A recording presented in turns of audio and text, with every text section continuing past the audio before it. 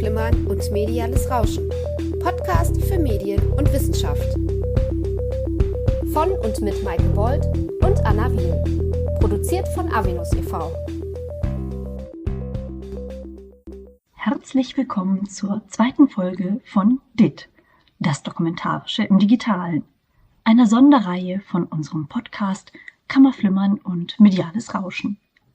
Mein Name ist Anna Wiel und ich möchte Sie einladen auf eine Erkundungsreise zu Phänomenen, die aus dem Zusammentreffen von non-fiktionalem Erzählen, dokumentarischen Praktiken und Kulturen des Digitalen heraus entstehen.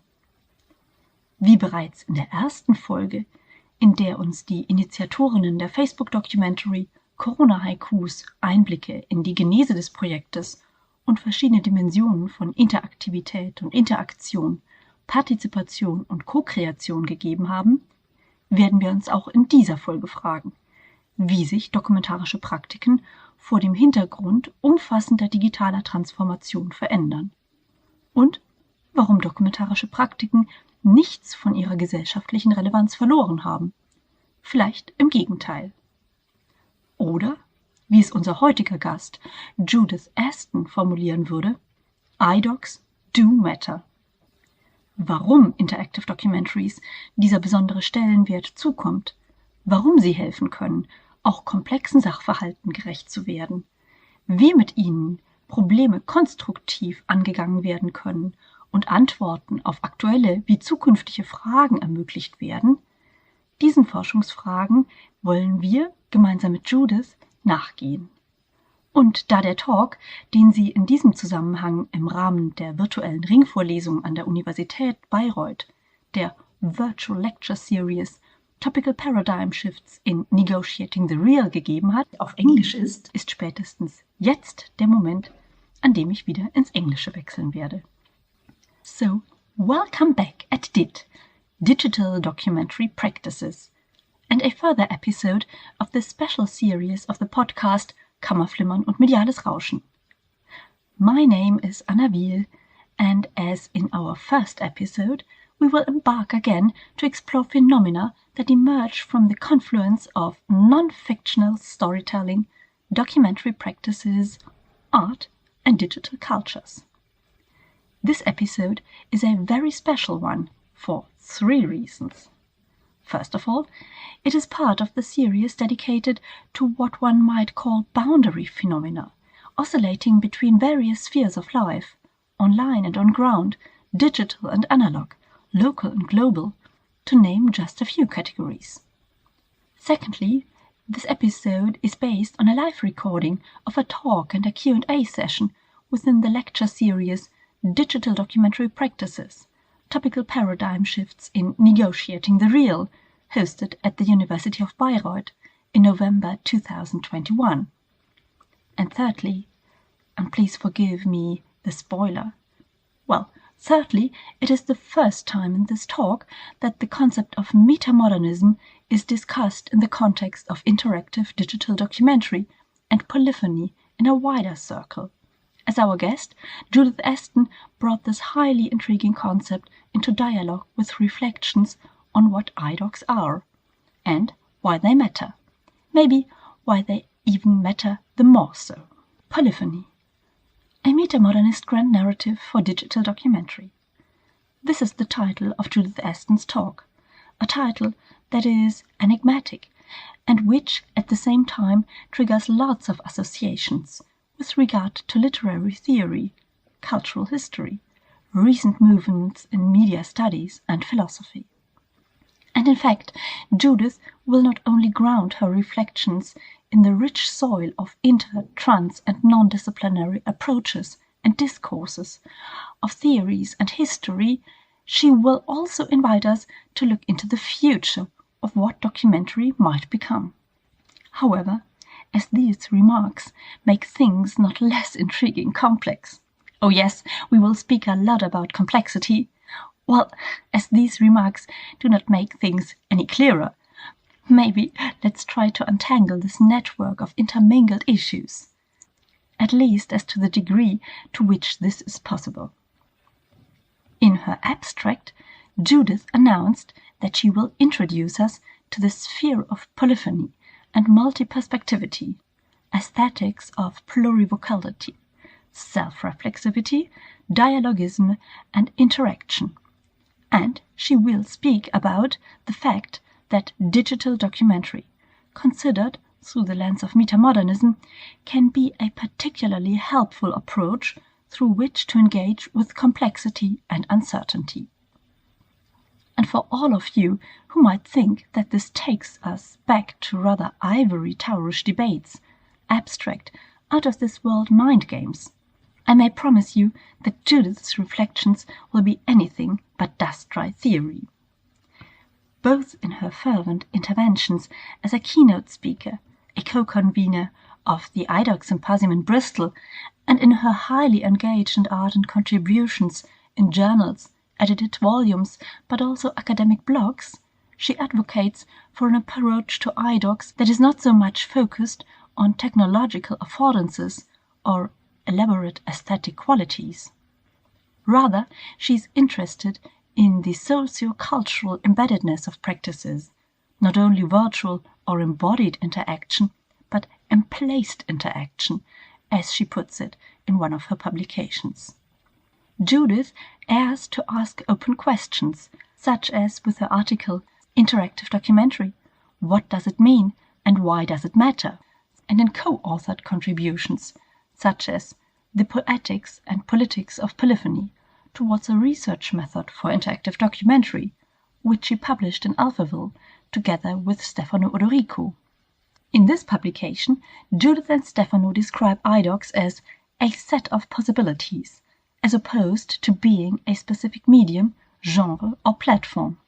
And given both the complexity of IDOCs and the complexity of life as such, they are to be approached in terms of polyphony, from both theoretical and practical perspectives. This introduction to the topic has brought us halfway to letting me, finally, say some introductory words about Judith as an anthropologist, a media scholar, as well as a media practitioner, since in fact Judith spent the first 8 years of her professional life developing film and creative technology projects. Based in Cambridge, she worked on projects with Apple Computing, the BBC, Cambridge Multimedia, iFilm and Television, and Virgin Publishing. With her professional move to the University of the West of England and Bristol, she continued working in the sector, engaging across academia and industry to build interdisciplinary teams for teaching and research. Her core research interest is in the application of different approaches to narratives within filmmaking, interactive and immersive media. Having grown up in the multicultural city of Leicester, she conducted ethnographic fieldwork in India and lived and worked in Indonesia and Spain. Judith has always been driven by the impetus to bring multi-perspectivity and transcultural understanding together. As a scholar, as well as a media maker, Judith is particularly engaged in the development of transformative narratives, which can help us to tackle 21st century challenges, such as climate crisis, social justice, and ideological polarization. Thus, she brings insight from her academic research into practice-led projects. Currently, Judith is holding an associate professorship of Film and Digital Arts to the University of the West of England and Bristol. She is founding director of IDOCs as a leading center in Europe for research into evolving documentary practices, senior fellow of the Higher Education Academy, fellow of the Royal Society of Arts, and most recently, she has been elected chair of the UK's Royal Anthropological Film Committee. What else is interesting to know about Judith? She holds a BA and MA degree in geography from the University of Cambridge, a PhD degree in anthropology, film and interaction design from the Royal College of Art. She has been working with George Soros, and for her numerous publications, you may best follow the links which we put in the show notes. This being said, I'm more than happy that Judith has accepted our invitation to the lecture series and this podcast. And now I will leave the stage to Judith.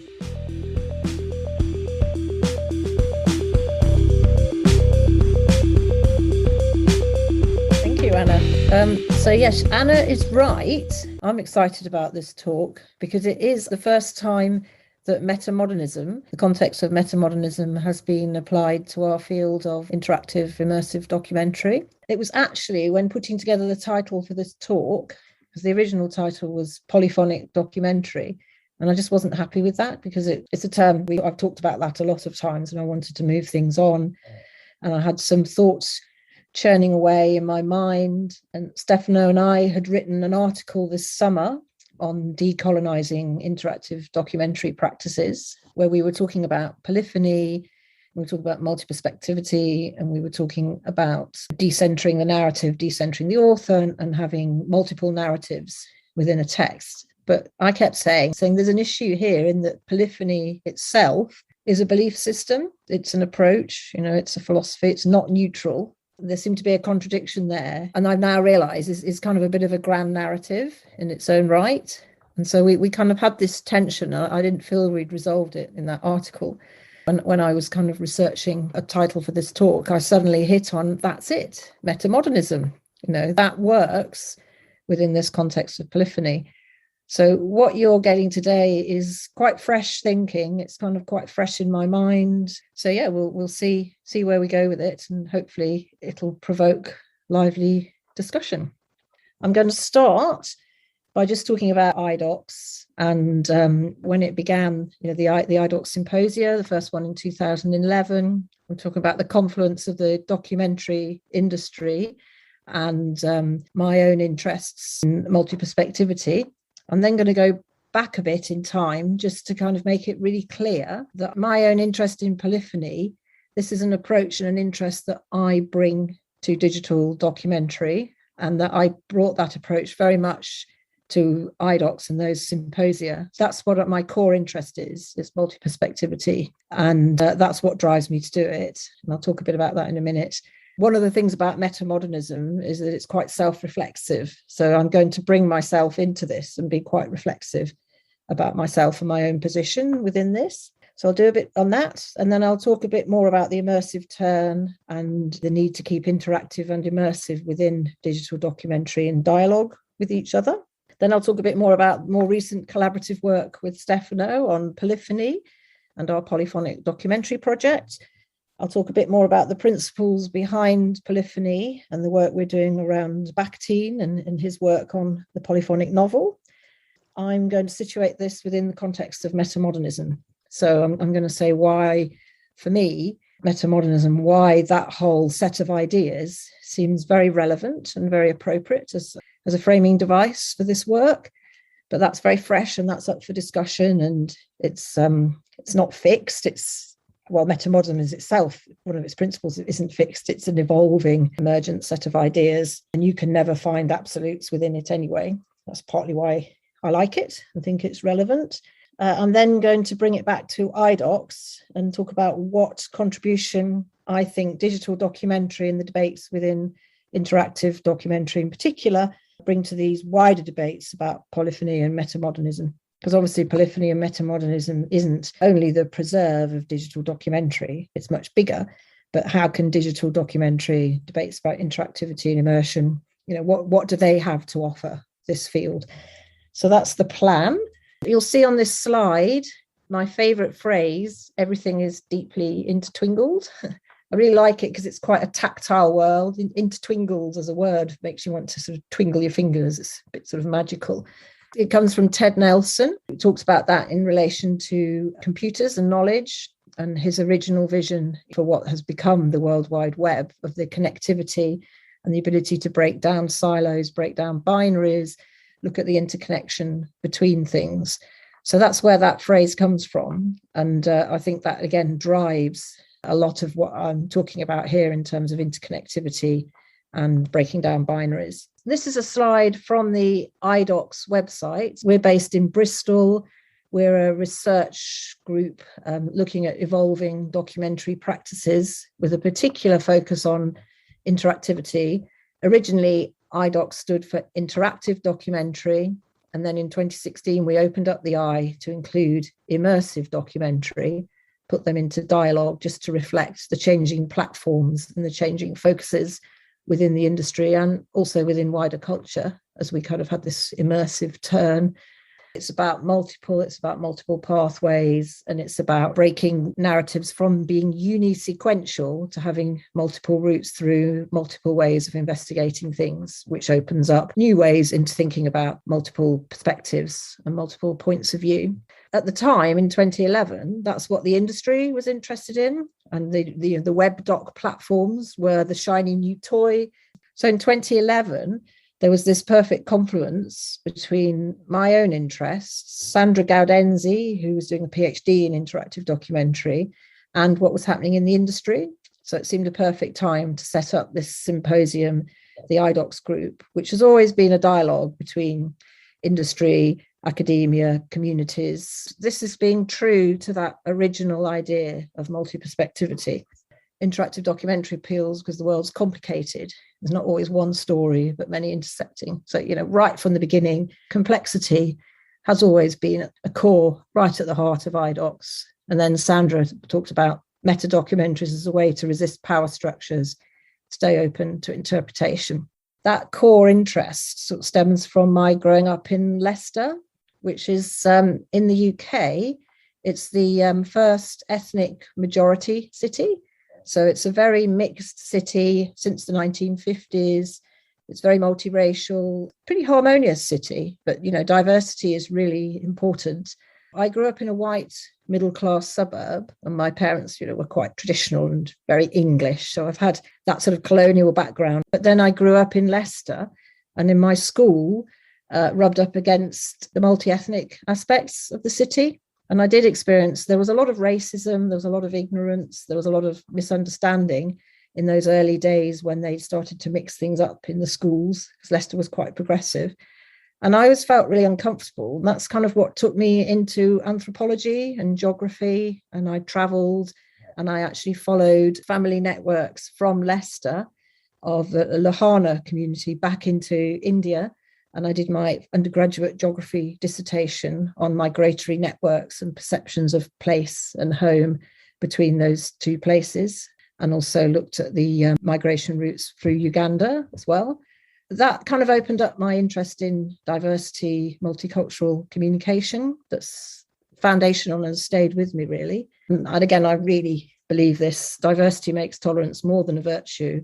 It makes it a requirement for survival. So, as Anna said, I am very engaged, I'm very applied. So I might be talking about metamodernism, but for me, it's always bringing it back down to the situation now, what's important, what matters, and how we go about living our lives. The more diversity, the more different perspectives we've got, the more chance we have of solving problems, in my view, because we've got different perspectives. And one perspective won't solve all problems. Anthropology is interested in difference, celebrates difference, looks at what it is to be human and all the rest of it. So this was my PhD in 2003, which was on interactive multimedia, which in a way was the precursor to interactive documentary. It was the Apple human-computer interface, spatial configurations, multimedia, multimodal communication. And I was always interested in, new ways, new forms of knowledge. At the Royal College of Art, my supervisor was Alan McFarlane in Cambridge, and he was the person who taught me about pathways to knowledge. And I'd spent a year in Indonesia, in Java, teaching English. I was 18. I did a year's voluntary work. And I learned from that as well that Western science and rationality, has its place and is really helpful in certain contexts, but so is kind of the more Eastern philosophies and the folk philosophies and indigenous knowledge. And what Alan taught me is that these things don't have to be in conflict. It doesn't have to be one or the other. It can be like yin and yang. These things can work together. So he really taught me that for my PhD, and he was a bit of a polymath. And again, that stayed with me. And when I come back to talking about metamodernism, hopefully it'll show why this seems to make so much sense to me and why it's kind of something I feel, quite deeply. It's not just an intellectual idea that makes sense. I'd been working for my PhD and then postdoctorally with an anthropologist in Oxford who'd spent 40 years in the Sudan or doing intermittent field work. And over that, from the late 50s onwards, and from that time, she'd worked with the same group of people and charted basically that group of people in the small village that she'd been studying in the late 50s, 60s. Those people were displaced and they became the shatter belt of major political upheavals of the second half of the 20th century. Just by accident of where they lived, they got caught up in this. This is the story sort of from the underdog, and it's the story that wouldn't have been told had Wendy not been working with them. You could say it's a colonial narrative, but if Wendy wasn't there, none of this would have been recorded. And she ended up being an advocate for peace, the peace process in the Sudan. So she became, a bit of an activist, really, from being a witness to becoming very actively involved in helping out. But we made a website as part of that work, and it had different themes, thematic clusters, and then it had different perspectives within that. And these are all video clips that you can navigate around. So it's that I was already working with these interfaces and I brought that to iDocs. It's very reflexive. So we were looking at using juxtaposition to juxtapose through time and look at continuity and change. Yeah, working with the human-computer interface and the new methods. And then we had all her photographs, and then I started recording her talking about the different photographs. So she was narrating bits of her own database. And then we had the idea that some of the subjects would also become narrators of this database. This is a bit of an ongoing project that's stopped and started for many different reasons, but it's all about database narrative, what you can pull out from archives and how you can use computers to narrate different aspects of that. Around about the same time, this project came out. Gaza Siderot from Arte in France, pioneering, the web doc. And again, these are, everyone who knows iDocs knows this, 2 video clips across the divide of Israel, Palestine, looking at everyday life, and you could move between them. And there were 40 days that they recorded, and each day you could compare and contrast, and then you could go in a different way through the characters who were appearing. So you could see there was a complete synergy between what I was doing, what the industry was starting to do at that moment in 2011, when we set up iDocs. So, of course, our first symposium, Brachet, who was the producer of that, came and gave a talk, and he made the provocation that design is part of the content, which if you go back to there, the design of that wall, separated them, but through interactive media, you could bring people together that wouldn't normally be in dialogue with each other.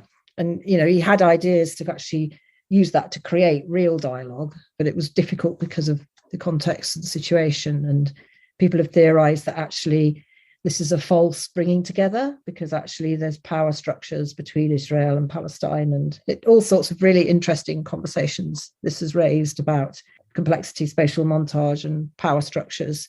And then iDocs had the immersive turn. So in 2018, we formally opened up the eye in iDocs, and it's just quite handy that the eye could also incorporate immersive. But I was very clear, this isn't my interest. Immersive tech and this kind of push towards VR, which is all about presence. It's more about presence than it is about agency. And it's closer to filmmaking, and it's closer to unisequential formats, because it puts you in a world, immerses in that world. It doesn't leave cognitive gaps in all things. Films are interactive. Everything's interactive to a degree. But with iDocs, there's a cognitive interaction of choice making. It's another type of interactive that forces you to make choices as you're going through it. So I mind the gap. And for me, I'm interested in those gaps and where those gaps are, and those gaps of decision making, where you're not just completely immersed in something and it's not just fed to you. You have to kind of engage with it. And that's what the principles of iDocs as it first was as interactive documentary were about. So I wrote a response just to the immersive turn, which is the piece Anna has talked about. It's a good introductory point to what iDocs was about originally. What does it mean? Why does it matter? It's all in there. It's online. You can read that on the website. But it was very much saying we've got to keep interactivity in the frame. Just because the industry is moving towards immersive tech. I mean, immersion obviously means different things, but I was talking about immersive technology, which is what the industry was interested in, and platforms. Is that going to be the latest business model? So that's where all the funding was going. That's where all the commissions were going. The web-based doc, gradually no longer became commissioned because there wasn't a business model for it. But I was very clear that at community levels, in places like health studies, all sorts of areas where interactive documentary still was important, so that we needed to keep that alive because we're in a university as part of the debates. And let's not just have interactivity sitting underneath immersive technology. So it's not just about interactive formats within immersive technology, but also let's have it in an equal dialogue between interactivity and immersion, and kept the flag of interactivity flying. And of course, now interactive narrative is having a bit of resurgence with things like Netflix and Bandersnatch and various new tools that are coming out. So I thought it's just a case of just holding on, moving to thinking about these more at a scholarly community level. And then at some point, the industry will probably come back round. This is more than the documentary industry anyway. These documentary ideas and values have wider traction in scholarly discourse, in scientific discourse. Complexity is more than documentary making. How we engage with complexity is a big deal across the board. And what does interactive documentary have to say about that? So that's why Stefano and I got involved in working together and picking up the idea of multi-perspectivity through Polyphony. Polyphony had been mentioned here and there. I mentioned it in a paper I wrote, and Sharon Daniel had written about Polyphony and interactive documentary, but it never really been formally established as a site for research within IDOCS. So that's what Stefano and I did. We kind of said, let's pick up these debates that already exist in documentary about Polyphony, and let's see what IDOCS brings to them, how we can move those debates and discussions on in relation to evolving emerging platforms. So we did a panel on it at IDOCS 2018. And then from that, we did a special issue of Alphaville in 2018, I think it was, on the poetics and politics of Polyphony. That's online. And Stefano and I wrote a paper called Interactive Documentary as a Research Method.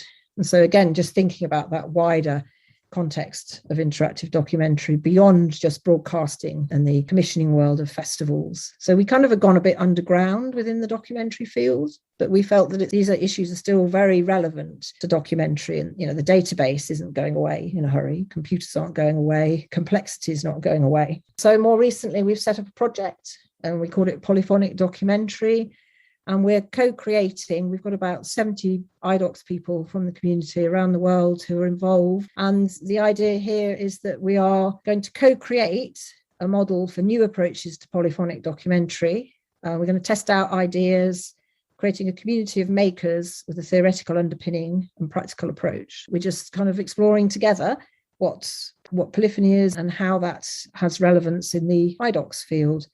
So we're doing collective reading, collective sharing of projects and practices, and collective use of different tools. So going into a bit more detail on polyphony, many, phony sounds. So many sounds, many voices, many different perspectives. And then we're sort of drilling into this through Bakhtin, who some people say, why are you looking at Bakhtin? He's old now, that's not current anymore. But we think his work and his ideas, people have said he was one of the most visionary theorists of the 20th century. He was writing in 1929 about relativist ideas and relationalism, and, was pretty much, I would say, a visionary thinker, and that his ideas do have a lot of relevance. He wrote the polyphonic multivocal novel, constructed not as the whole of a single consciousness, a whole formed by the interaction of several consciousness, none of which entirely becomes an object for the other. So it's this idea of you have the author, and the author's still present, but the author is giving autonomy to the other characters in the novel, and that they are in dialogue with each other. So the author becomes part of a dialogue rather than all the characters being there to serve the monological voice of the author. And that's the key thing. So it leads to multiple voices and it opens up multiple perspectives. Bakhtin talked about Dostoevsky. He was Russian, so he was going to pick a Russian novelist. He talked about Dostoevsky as being the kind of really good example of the polyphonic novel. And it's the novel of ideas. So through having these voices in dialogue with each other, it enables you to explore ideas. So it's not just community, we've got different voices. It's actually using that to explore big themes of the day or ideas that matter. It's dialogism. It's all about dialogue rather than monologue, a single point of view. I decided this truth is not born. It's not born. It's not to be found inside the head of an individual. It's born between people collectively searching for truth in the process of their dialogic interaction. So this is kind of leading to the ideas of emergence, and things are evolving, and that our understanding of the world is not fixed. It can evolve through our interaction and dialogue with others, and not just other people, but with our environments and our interactions with nature, with the natural world, as well as with other humans. Just seems really relevant. I just wanted at this point to be really clear that polyphony within documentary is not a new discovery that is unique to digital documentary. Terence Malick's film, The Tree of Life, has been called a polyphonic film.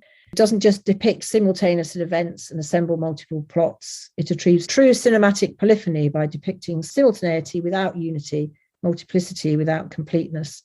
There are polyphonic films.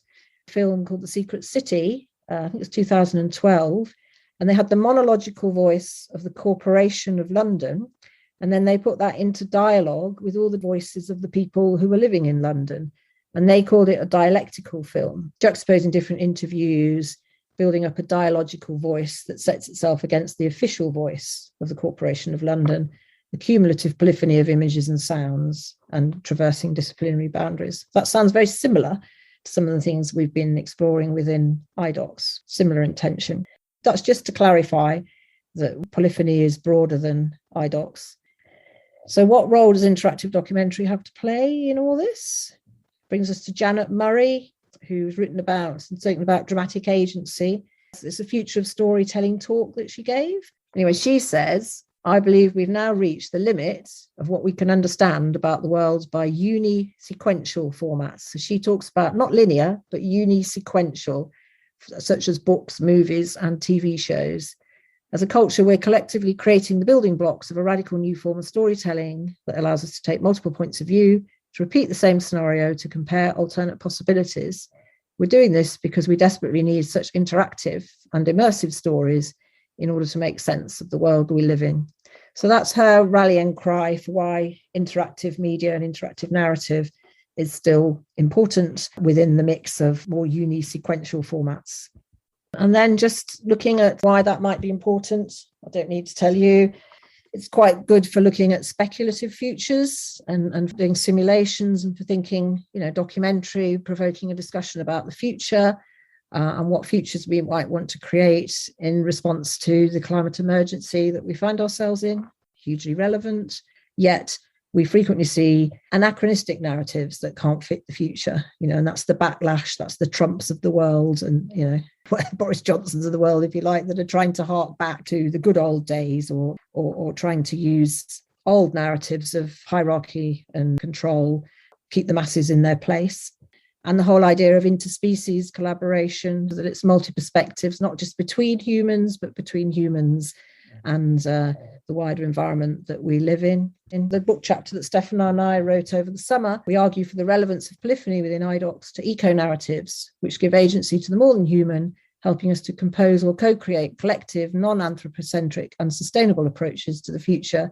We see polyphony within iDocs as making a contribution towards the development of multimodal literacies, which promote our ability to engage with complexity, navigate uncertainty, and celebrate diversity within and across species. And again, very grounded key skills for the 21st century.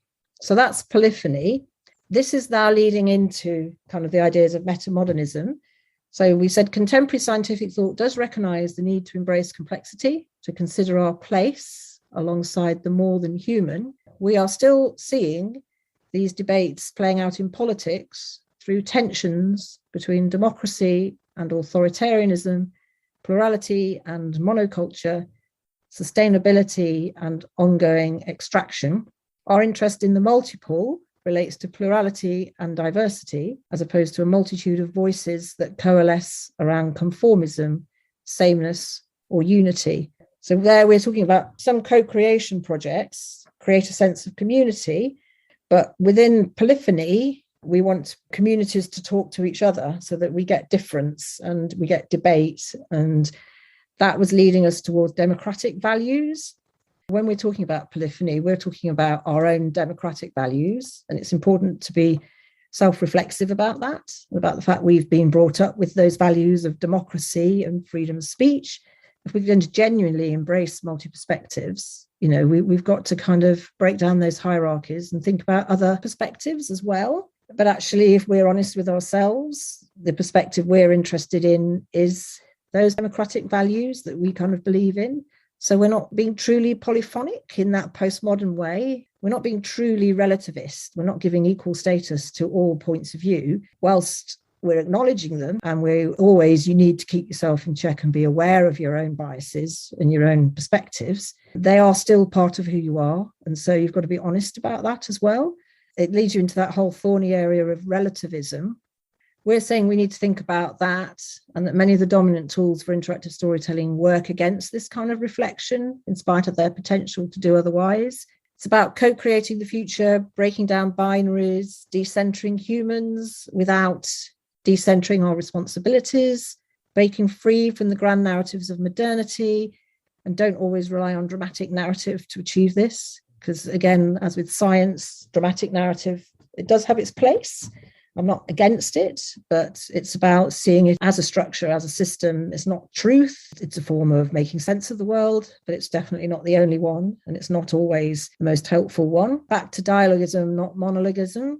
But yeah, you get into this thorny thing about postmodernism and relativism. And postmodernism is all about the petite narratives of the everyday, and that they all have equal validity, although, that's what you're striving towards. Power structures need to be acknowledged in there, and postmodernism does acknowledge that.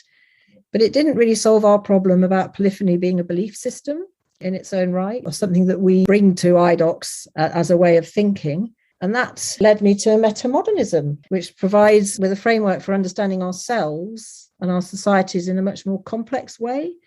And it contains both indigenous, pre-modern, modern, and postmodern cultural elements, provides social norms and a moral fabric for intimacy, spirituality, religion, science, and self-exploration, all at the same time.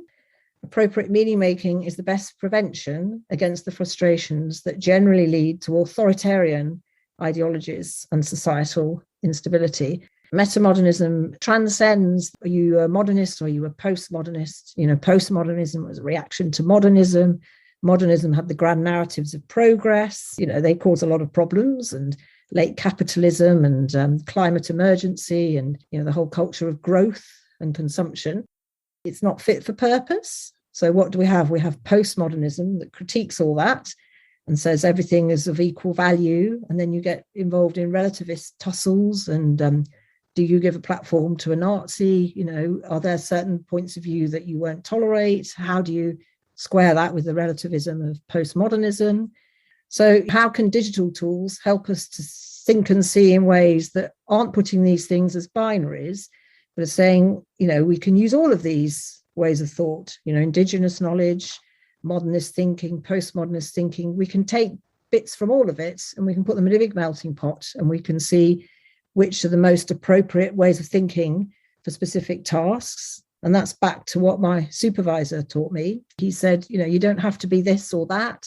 You can say, well, that way of thinking is useful for that, but actually that way of thinking is more useful in that context. And he said the true polymath is able to negotiate different perspectives and to work out, and through dialogue with others, work out where these different perspectives are useful.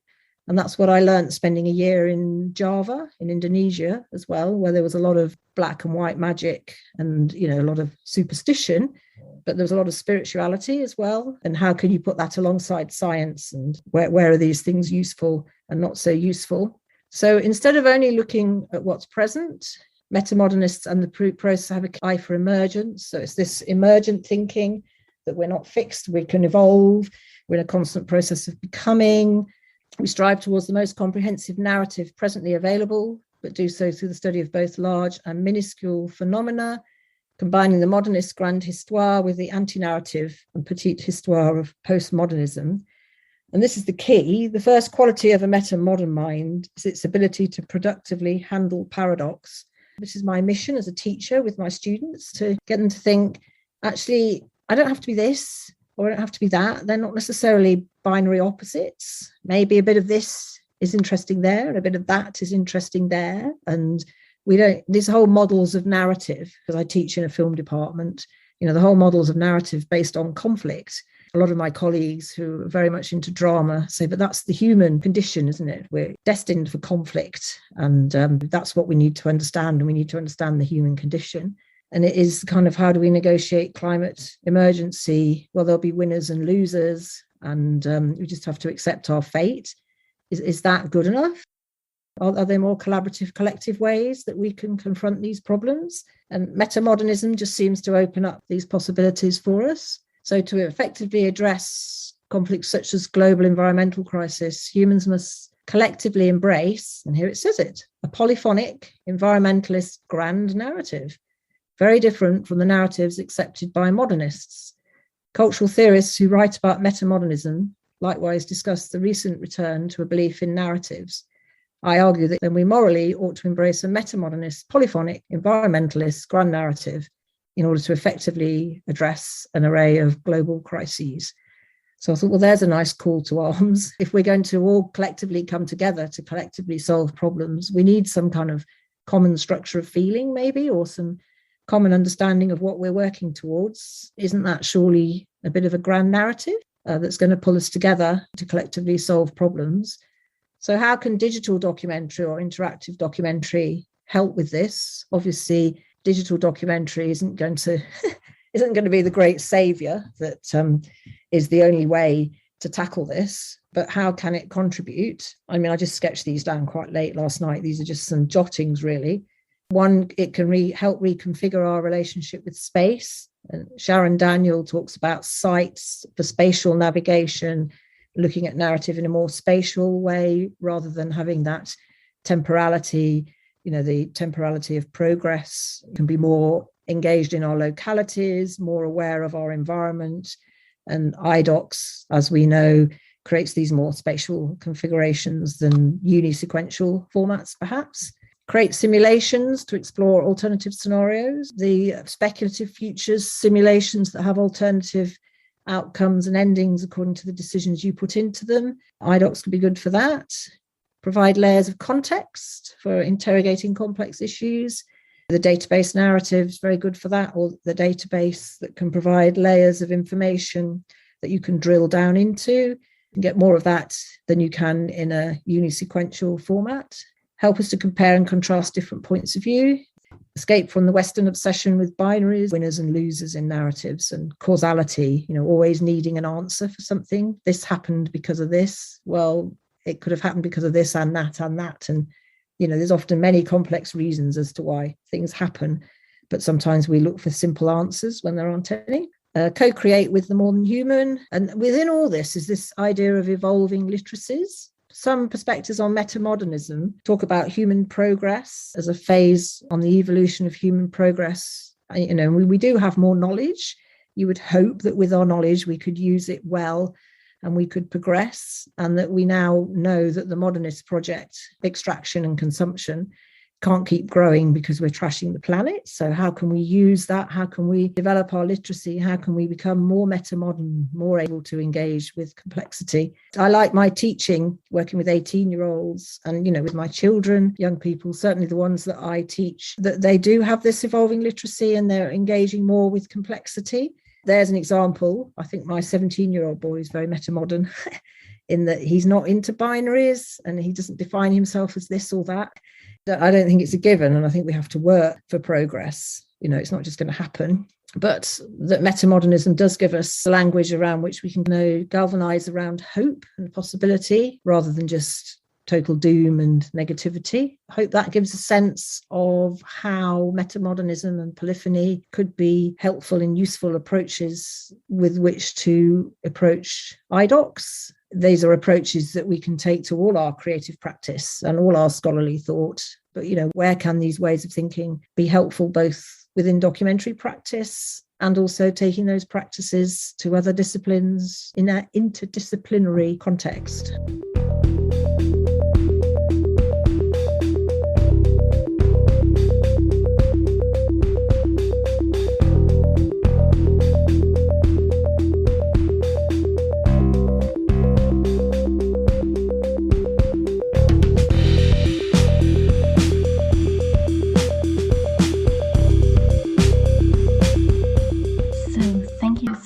For this talk, for this insight into your thoughts, and I think we will have a very lively discussion, and I see already the first hands up. Yes, please, Thomas. So maybe I start.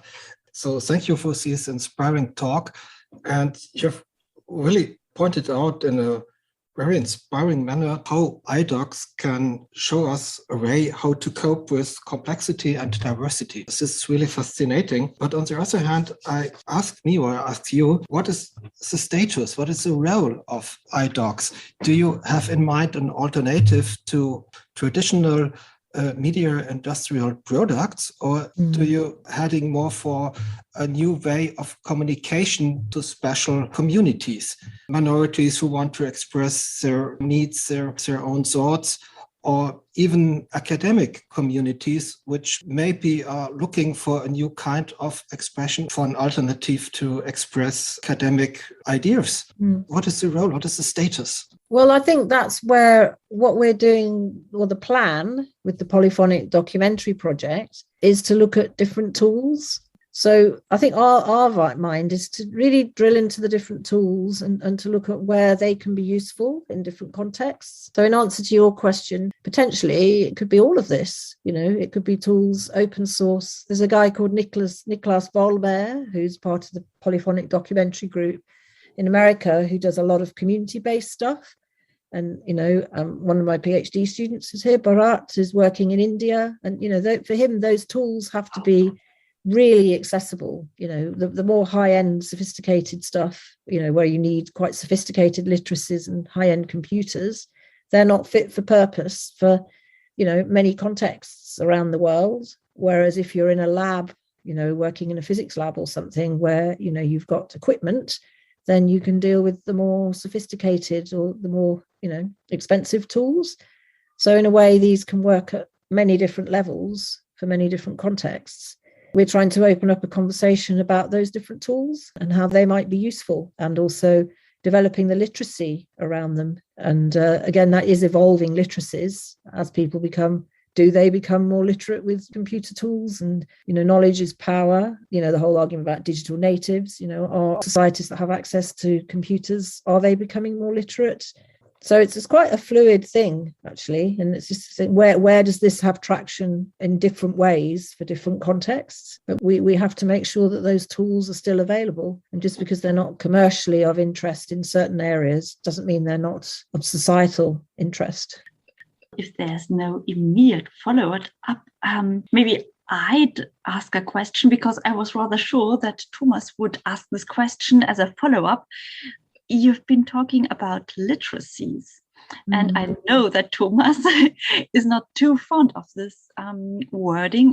We've been discussing this for a long time. We think that with iDocs, especially with the participatory and co-creative mode, it's not so much about literacy in the sense of reading, but it's more complex, and it goes into the direction of expressiveness, or you're doing something with tools. You are engaging with the environment, with the digital environment, but also your surroundings in a different way than just going there and reading in inverted commas.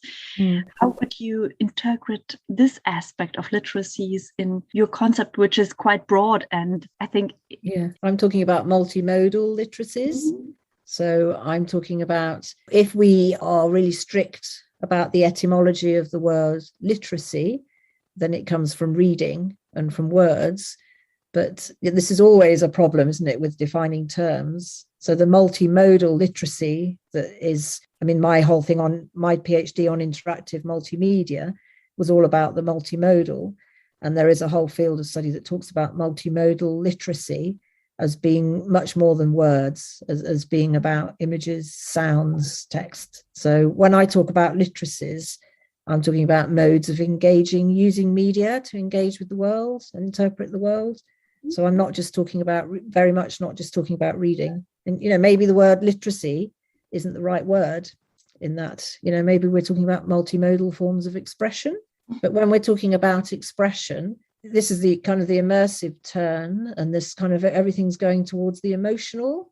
And there was a visible evidence conference in Argentina, and it really struck me, a society that had very emotional society, and some of the turmoil that society had. And I suppose the very English part of me still values rational thought and thinking as well. And so when literacy still kind of gives the sense that we're using our brains as well as our emotions, and in forms of knowledge production, expression can sometimes be more about intuition, or, so how we can have a term that embraces both the cognitive and the intuitive or the expressive. I'm sort of using literacy in that context, but I fully appreciate that can cause confusion. Just like when we talk about narrative, these words, story, for me, story isn't just dramatic narrative, but when I talk about story, a lot of people assume I'm talking about dramatic narrative. So these words are problematic. Thomas? Maybe I answer you, because you make reference to me. No, it was a discussion here in Germany from certain people around informatics and so on, which are praying data literacy. And this means just the competence of reading digital data and how to understand digital data and so on. And this reminds me a little bit the campaigns of alphabetization. But maybe we can offer more to the people, especially to students, because this is addressed to students. Maybe we can address to students another approach, which means more designing digital environment. So which covers also the aspect of participation, of real participation. It's interesting. So for me, if I was talking about literacy with data, in my head, I would be including the making and the designing. This is where you get into interdisciplinary conversations, because, a very full-on computing, a different department would have a very clear idea for them of what data literacy is. I mean, this is a foundational question of interactive multimedia, is always being mindful of who you're talking to and the language that you're using, the Tower of Babel and the miscommunications that can come from words, and words can mean so many different things. I mean, we do fall into this trap all the time in this field, I have to say. Interactive, immersive. I mean, this field is full of really slippery, difficult words. But if you're actually trying to be rigorous and have scholarly exchange and do something, you have to define your terms quite clearly and use that as a starting point for dialogue, I suppose. I've seen Jasmine's got her hand up. First of all, thank you very much for the really interesting presentation. What I find interesting about polyphonic aesthetics and practices is their connection to democratic processes. So I would be interested to know, how do you see the relation between polyphony and democracy and democratic processes in the aesthetics and also in the practices behind IDOCs? Well, this is what led me to thinking about metamodernism, in that democracy is a grand narrative, isn't it?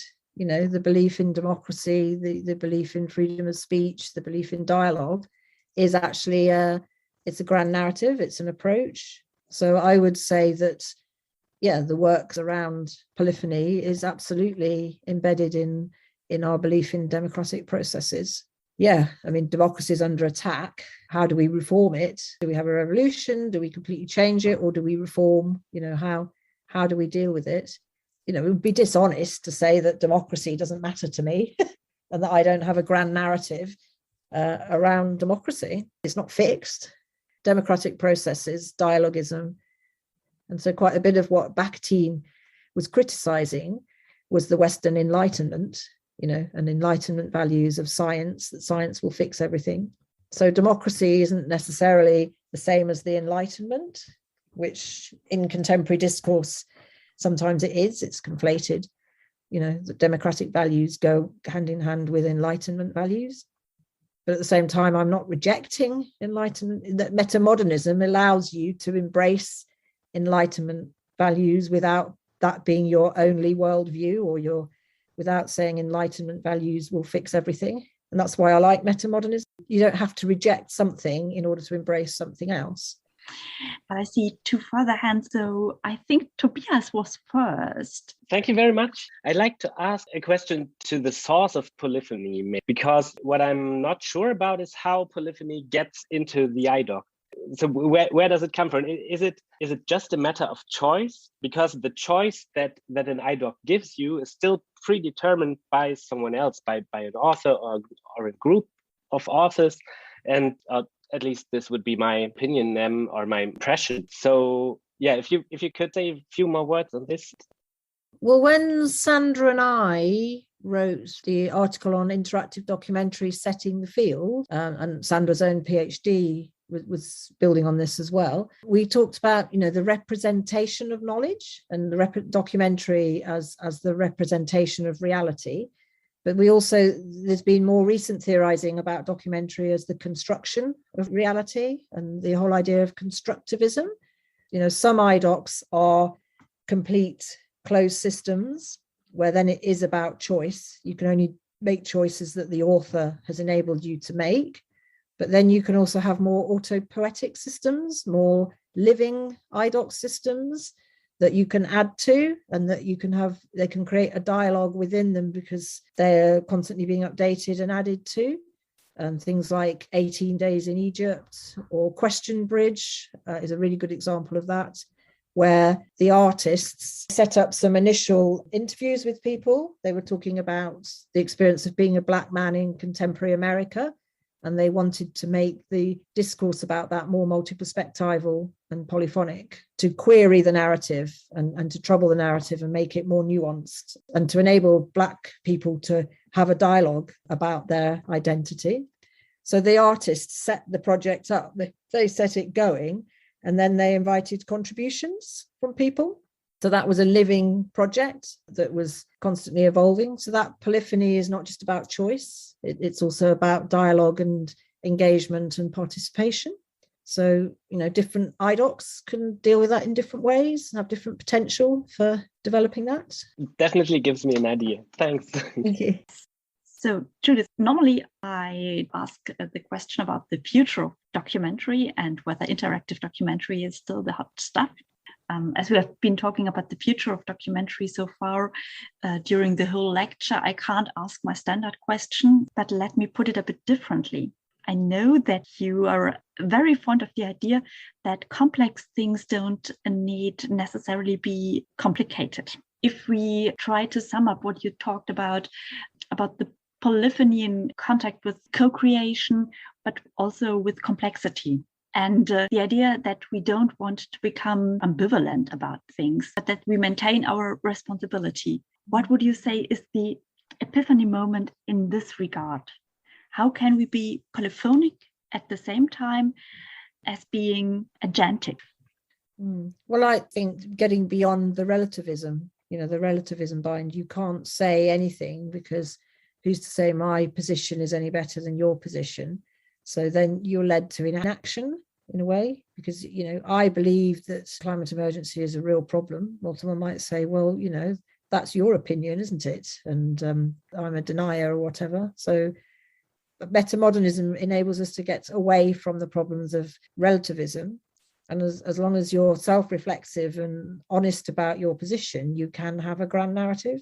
You can stand up and say, I believe in this, and actually, no, I'm going to fight for this because this is what I believe in. This is my, whether you call it a grand narrative or a petite narrative, this is what I believe in.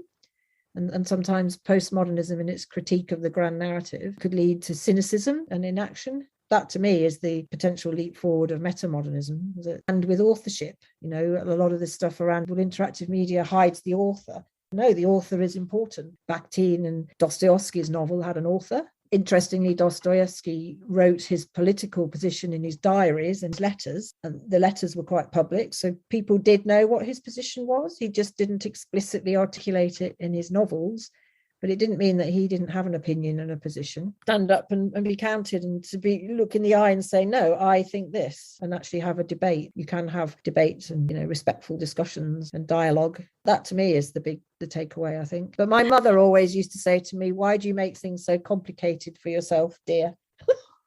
So I say we get through the complexity to find the simplicity, but I don't always find it. I say it.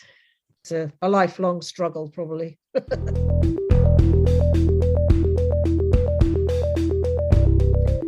Though we might not have really found easy simplicity in the complex issues of idocs, as deeply intermingled, entangled phenomena and practices, we probably have come very close at glimpsing at some aspects which will be worthwhile following, especially thinking of idocs, metamodernism and polyphony in terms of literacies, a philosophy, a principle, a methodology, a composition, an intervention, maybe even a provocation. But certainly arrangements which go beyond binarism. One thing is sure, we will continue the exploration of idocs as a vortex of spinning ideas and perspectives, practices and manifestations. Hence, if this episode has left you with as many issues open and not finally answered questions as it has brought insight, please look out for the next episode of this podcast, which will be released in March 2022. And if you would like to bridge the time, or if you'd like to drill deeper into matters, you can find more on the topic in the show notes, where all literature and projects mentioned are listed, as well as on the DIT project website itself, which is also in the show notes. In the meantime, till our next episode, I wish you a good time and take care.